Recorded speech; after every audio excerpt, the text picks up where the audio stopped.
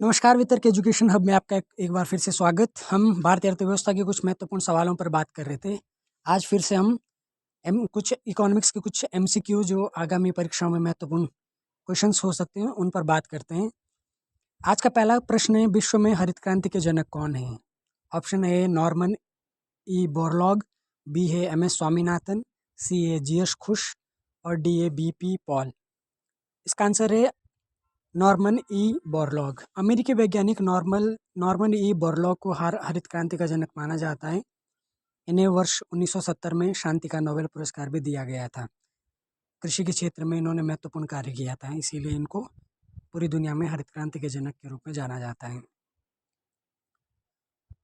दूसरा महत्वपूर्ण सवाल है, भारतीय हरित क्रांति की जन्मस्थली कौन सी रही है? भारत में एक समय ऐसा था जब अनाज की बहुत बड़ी किल्लत थी। दुनिया भर के देशों से भारत में बहुत ही ख़राब क्वालिटी का जो अनाज है उसको इम्पोर्ट किया जाता था। तो इसी समय कुछ भारत के वैज्ञानिकों, उनके महत्वपूर्ण योगदान के कारण कुछ ऐसी अच्छी किस्म के फसलों का उत्पादन किया गया जिससे देश आत्मनिर्भर बना खाद्यान्न की दृष्टि से। तो इसी संदर्भ में एक प्रश्न है कि भारतीय हरित क्रांति की जन्मस्थली कौन सी है? ऑप्शन ए पंतनगर, बी है बंगलुरु, सी है कानपुर और डी है दिल्ली। तो इसका आंसर है पंतनगर। भारत में हरित क्रांति का जो प्रारंभ वर्ष है 1966 माना जाता है। M S Swaminathan, doctor M S Swaminathan, जिनको हाल ही में भारत रत्न से भी सम्मानित किया गया है, उनको भारत में हरित क्रांति का जनक माना जाता है। लेकिन अगर जन्मस्थली की बात करें तो पंतनगर कृषि विश्वविद्यालय ये पहला कृषि विश्वविद्यालय है जिसने कृषि के क्षेत्र में महत्वपूर्ण योगदान दिया, इसलिए पंतनगर को भारतीय हरित क्रांति की जन्मस्थली के रूप में जाना जाता है। तीसरा क्वेश्चन है, राष्ट्रीय हॉर्टिकल्चर मिशन किस पंचवर्षीय योजना में प्रारंभ किया गया था? नीति आयोग से पहले देश में योजना आयोग एक संस्था के रूप में स्थापित था जिसने पंचवर्षीय योजनाएं चलाई। तो इसी दौरान एक 10वीं पंचवर्षीय योजना चलाई गई थी। 10वीं पंचवर्षीय योजना में राष्ट्रीय हॉर्टिकल्चर मिशन आया था, जो कि एक केंद्रीय प्रायोजित योजना है। इसको 2005-06 में शुरू किया गया था। इसका लक्ष्य था भारत में बागवानी क्षेत्र का समग्र विकास करना। चौथा प्रश्न है, भारत का आर्थिक सर्वेक्षण प्रत्येक वर्ष सरकारी तौर पर प्रकाशित किया जाता है। ए है भारतीय रिजर्व बैंक के द्वारा, बी है भारतीय योजना आयोग के द्वारा, सी है भारत सरकार के वित्त मंत्रालय द्वारा और डी है भारत सरकार के उद्योग मंत्रालय द्वारा।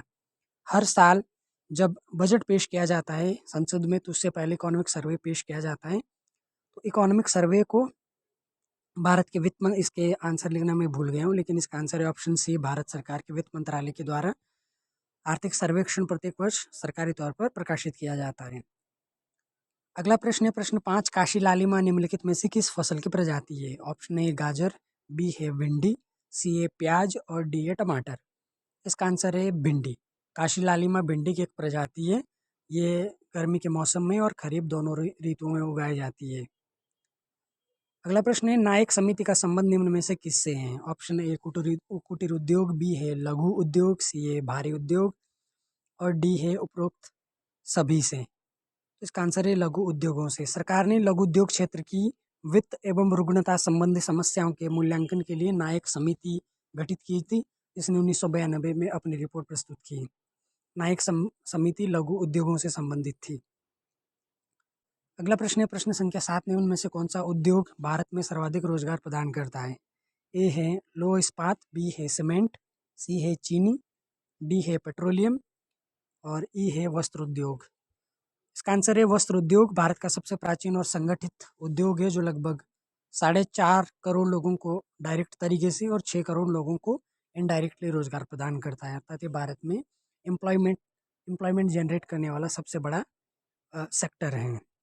अगला प्रश्न है, 2011 की जनगणना के अनुसार उत्तराखंड में कुल कार्यशील जनसंख्या कितनी थी? अर्थात वो जनसंख्या जिसका जो उत्पादन के कार्यों में डायरेक्टली या इनडायरेक्टली जुड़ी रहती है, उसको बोलते हैं कार्यशील जनसंख्या। तो भारत, इसका ऑप्शन है 35.01, बी है 36.75, सी है 38.39 और डी है 39.20।